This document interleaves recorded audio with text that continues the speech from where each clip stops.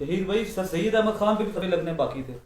اے جڑا نا بندہ ہے اے بڑا ہی کمینہ ہے جی. اے قادیانی ہے نا, مرزائی ہے اور بے دین بھی ہے. اے میں انہوں کہنا سر سید.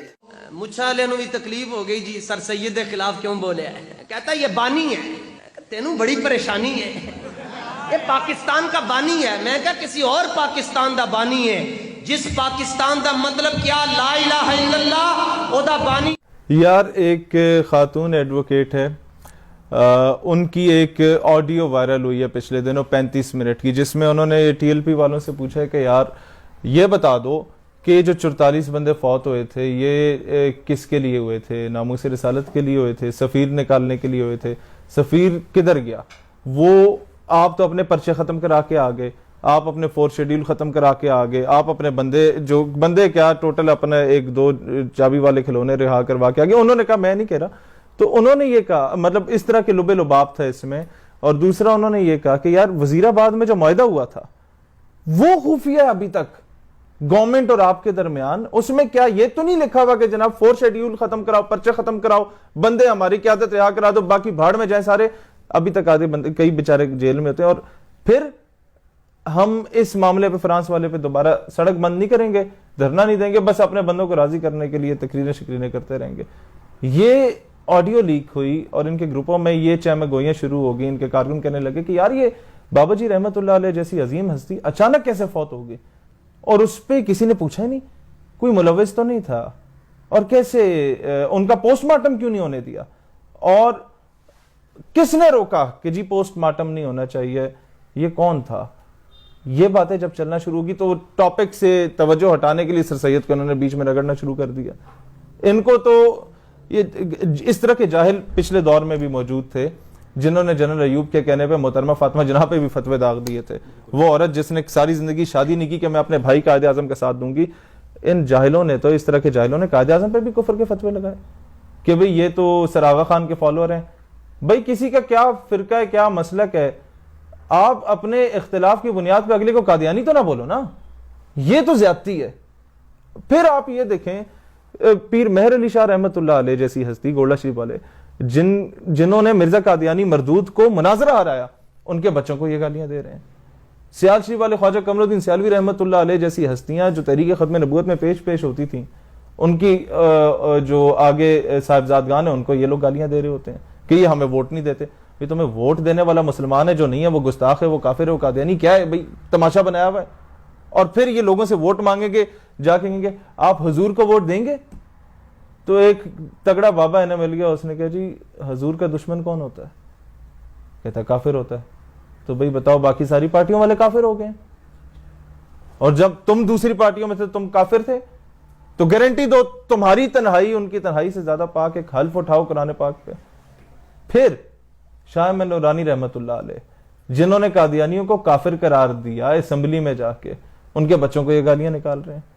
دعوت اسلامی والے جن کا مرید تھا ممتاز قادری اور غازی تنویر قادری برطانیہ والے, جن اتاریوں کے نام پہ یہ سیاست کر رہے ہیں, یہ پولیٹیکل پارٹی بنا کے بیٹھے اور ووٹ بٹور رہے ہیں, چندے وندے بٹور رہے ہیں, ان دعوت اسلامی والوں کو یہ گالیاں نکال رہے ہیں. ساری سیاست ان کی 295C پہ, عوام کو اس پہ ان لوگوں نے بے وقوف بنایا. وہ 295C لکھنے والا ڈاکٹر طاہر القادری, اس پر یہ کہتے ہیں یہ کافر ہے, کافر نہیں ہے تو یہ جناب غدار ہے, یا گستاخوں کا یار ہے, یا یہ پادری ہے. تو اگر ہمیں گالی دیں تو اس میں کون سی نئی چیز ہے. انہوں نے اتنے ایسے لوگوں کو نہیں بخشا. ان لوگوں نے مزید آپ چلے جائیں, ان کو اگر پتہ چل جائے نا, ویسے تو ہیں سارے جاہل, ان کو پتہ کچھ نہیں ہے.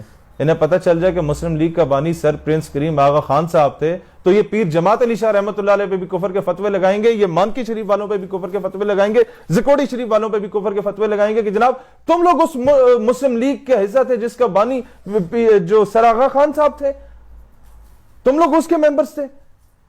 یہ لوگ کہیں گے نہیں نہیں نہیں یہ تو بھی بڑا غلط ہو گیا, پھر یہ پاکستان کے بھی خلاف ہو جائیں گے, پاکستان بھی فتویٰ داغ دیں گے. وہ نہیں ہے, ان کو جہاں چابی چلاؤ کھلونے کی طرح موڑ دو, ٹلٹ کر دو, ادھر کر دو یا ادھر کر دو. وہ بابا جی رحمت اللہ علیہ تھے, دلیر آدمی تھے, رضوی صاحب اللہ ان کے درجات بلند فرمائے. اس کے بعد تو موروثی سیاست ہے. اب ان کے لیڈر میں یا بلاول میں کیا فرق ہے, وہ زرداری کا بیٹا یا رضوی صاحب کا بیٹا ہے. ان میں یا فضل الرحمان صاحب میں بھی کوئی فرق نہیں ہے, وہ مفتی محمود صاحب کے بیٹے ہیں, یہ رضوی صاحب کے بیٹے ہیں, یا وہ مریم بی بی نواز شریف کی بیٹی ہے, یہ اپنے والد کے بیٹے ہیں تو آگے ہیں. اور اتنے میں انہوں نے چھوٹا کھلونا بھی جاری کر دیا کہ جناب بڑے کو کچھ ہو جائے تو چھوٹا کھلونا سامنے آ جائے. وہ ایسی اوٹ پٹانگ باتیں کرتے, تڑیاں ہر بندے کو لگا رہا ہوتا ہے کہ اس کی بات کی غور سے ذی شعور دیکھے اور پوری تقریر سنے اس کی, تو وہ کہے گا اپنا سر دیوار پہ مار رہے کہ یار کیا ہو کیا رہا ہے. یہ لوگ ناموس رسالت کے لیے شہادتیں دے رہے ہیں, اور جن کے پاس بائک نہیں ہوتی تھی آج کل پراڈو پہ پھر رہے ہیں, یہ کیسے ہو رہا ہے. یہ سوال جب اٹھنا شروع ہوئے تو انہوں نے توجہ موڑنے کے لیے سر سید کو بیچ میں جو ہے وہ گھسیڑ دیا. پھر اس کے بعد آپ آ جائیں, بینک مینیجر اپنے ملازم کو بولے کہ جناب وقت پہ آیا کرو, وہ اس کو گولی مار دے, تم گستاخ ہو گئے. ایک فیکٹری کا آنر بیچارہ کرسچن تھا سری لنکن, اس کو جا کے جناب وہ مینیجر اس کو گولی مار دو, اور کوئی لاجک نہ ملے, یہ گستاخ تھا. بھائی سب سے زیادہ 295C کو کسی نے نقصان پہنچایا تو یہ لوگ پہنچا رہے ہیں. قادیانی حرام زادوں کا سب سے زیادہ اگر فیور کوئی کر رہا تو یہ لوگ کر رہے ہیں اپنی ان حرکتوں کی وجہ سے. اور پھر آگے آ جائیں, ان کو تو کوئی ہاتھ بھی نہیں ڈال سکتا کہ یار یہ کیا کیا تماشا بنایا ہوا ہے. پاکستان کے کبھی قائد اعظم کو گالی, علامہ اقبال کو یہ لوگ گالیاں دیا کرتے تھے, کئی جاہل مولوی, اور کفر کے فتوے لگاتے تھے. آج ان کی روزی روٹی علامہ اقبال پہ چل رہی ہے. ان کی جمعے کی تقریریں مکمل نہیں ہوتی جب تک اقبال کی شعر نہ سنائے. وہی انہیں کہتا تھا زمن بر صوفی ملا سلام ہے, اس کی تشریح جا کے یہ لوگ پڑھ لیں, انہیں سمجھ آ جائے گی یار یہ تو ہمارے بارے میں کیا بول گیا تھا.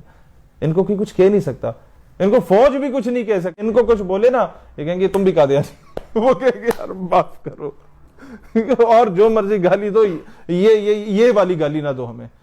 تو عوام کو سمجھنا چاہیے بھئی آپ اس میں ہمیں نہ گھسیٹیں ان معاملوں میں, آپ اپنی سیاست کریں, ہم اپنا کام کر رہے ہیں, ہمیں ان چیزوں میں نہ لائیں.